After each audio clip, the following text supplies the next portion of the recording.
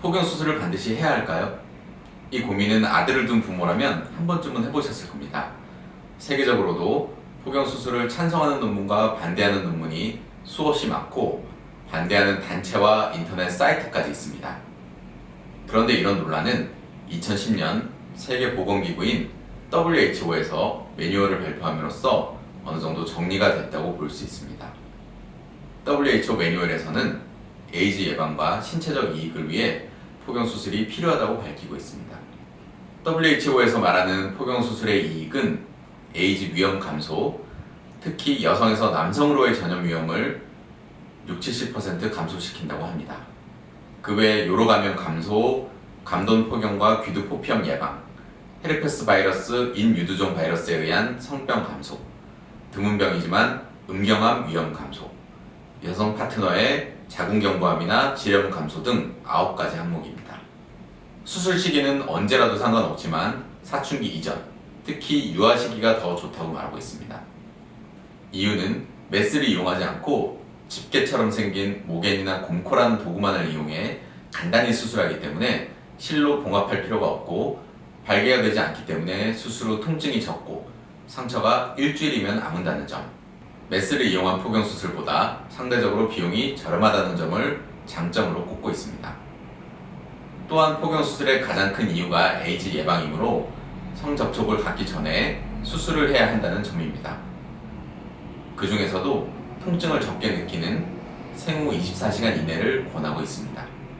그런데 문제는 포경수술을 반대하는 논문에서는 대부분 포경수술 자체를 반대한다기보다는 수술이 신생아가 받기에는 너무 큰 고통이고 그로 인한 스트레스와 트라우마가 매우 크다는 점입니다.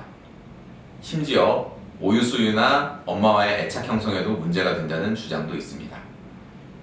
미국에서는 신생아 때 포경수술을 하지 않으면 그 이후에 하는 경우는 거의 없기 때문에 신생아 포경수술을 반대하는 것은 자연히 포경수술 자체를 반대하는 것입니다.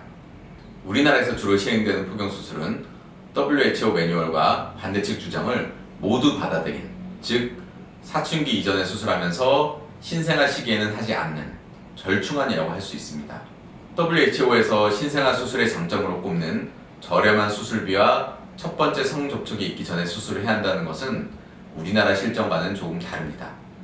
미국은 우리나라 수술비의 20배 정도이고 상대적으로 첫 경험의 나이도 빠르기 때문에 우리나라에서는 이러한 이유로 신생아기에 무리하게 수술을 받을 필요는 없다고 생각합니다. 포경수술 반대측에서 문제 삼는 음경절단, 요도협착, 출혈에 의한 사망 같은 심각한 부작용도 모겐이나 곰코 같은 도구를 이용한 수술에서만 생기는 특수한 상황입니다. 또 나중에 발기력 저하나 여성 파트너의 성적 만족감을 떨어뜨린다는 반대측 논문도 있지만 WHO 매뉴얼에서는 대규모 조사를 통해 이는 전혀 상관관계가 없음을 밝히고 있습니다. 또한 동양인은 서양인과 달라서 음경 발육이 시작되는 사춘기 이전에 포경수술을 하지 않으면 음경 발육 자체에 영향을 받는 경우도 훨씬 흔합니다. 조루로 연결될 가능성도 높고요. 포경수술은 반드시 받아야 하는 수술은 아닙니다. 하지만 포경수술을 받지 않아서 더 좋은 점은 하나도 없습니다.